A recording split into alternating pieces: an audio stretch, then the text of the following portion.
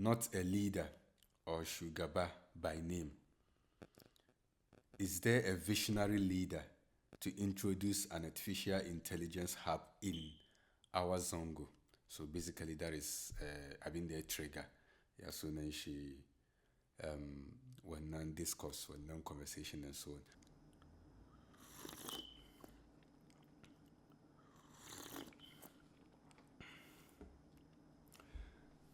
Naam, assalamu alaikum wa rahmatullahi ta'ala wa barakatuh. This is not scripted, but an shadaka na plan ko wani abin. Na make wani post ne on social media, and the commenting da wasu suka make, sannan kuma calls da wasu suka make towards that commenting na, she bani idea, why don't I channel it into making a podcast? And fortunately for us, Allah ibamu yawancin rai, 2026 is coming soon. So why don't I start now to begin with the 2026, then to see how podcasting they move forward with the help of the community.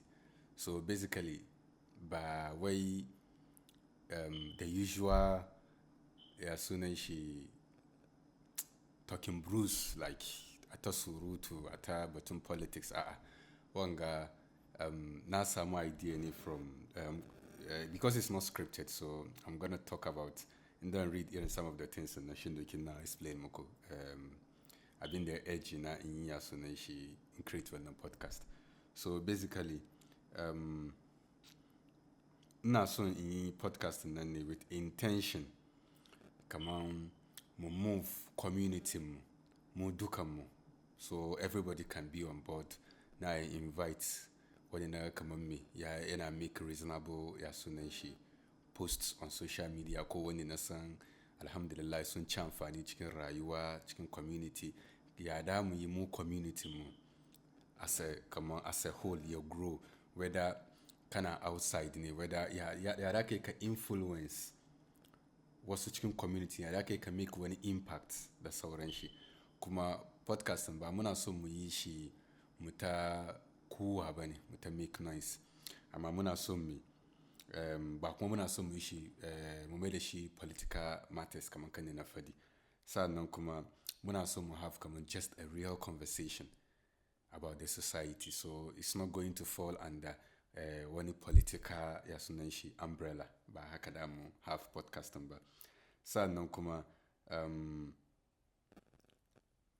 mun nemi muta maganan da dai kaman yayi very practical da dai ya kawo mpuntu, dai ya kawo ci gaba cikin rayuwarmu da sauran shi insha Allah.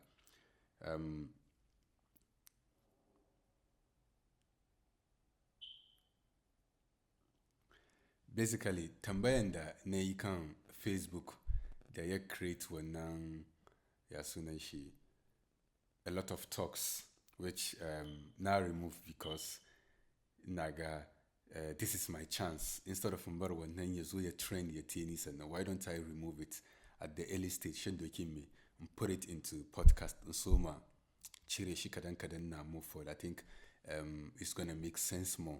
So da me ya bar wani da yake zaune behind ya sunan shi phone shi with behind keyboard shi bai samun yayi surutu, in kuma yana da personal wani abu tsakanin shi da wani bai samun ya ta surutun da me don me yana behind wanga phone shi ne ko keyboard shi ne.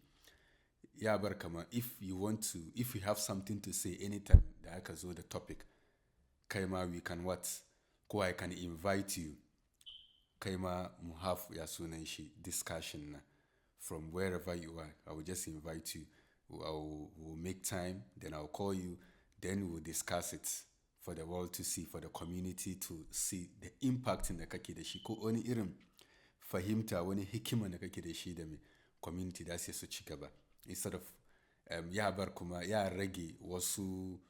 That is what I'm trying to achieve on my channel. Ya kuma rage kaman kan na fadi mutun na nan he just type A or B or C yeah, create wani shade da sauran shi duka. I'm trying to minimize that. Sai sa naga you have something to say, I'll just call you. She invite and come back a time.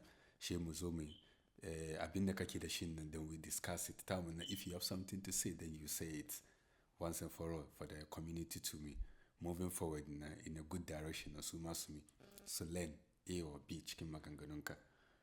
Sannan kuma insha Allah, the first person da ya make wannan comment which ya trigger kaman no, this is interesting and so on.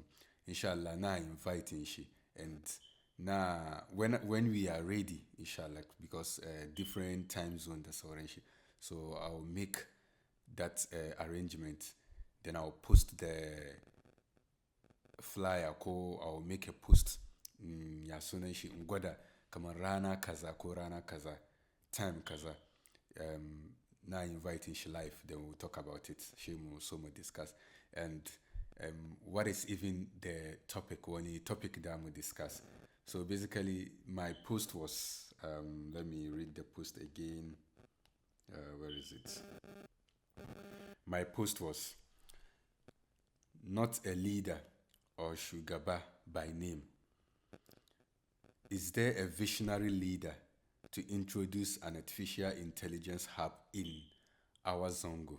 So basically, that is I've been the trigger. Yeah, so then she when non discourse, when non conversation and so on. Ama the Magananda Naji was so fadi. They called me actually. There are people that so soon keraka mabasu make post basuanga and I respect them for that. So and there are people that will make a comment nka kira su kuma kada su kai magana kaji magana hikima magana hankali.